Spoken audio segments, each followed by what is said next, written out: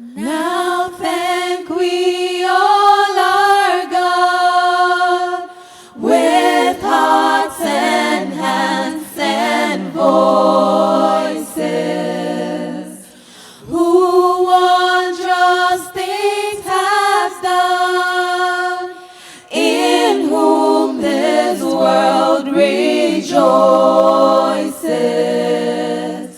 who from our mother's arms has blessed us on our way with countless gifts of love, and still is ours today.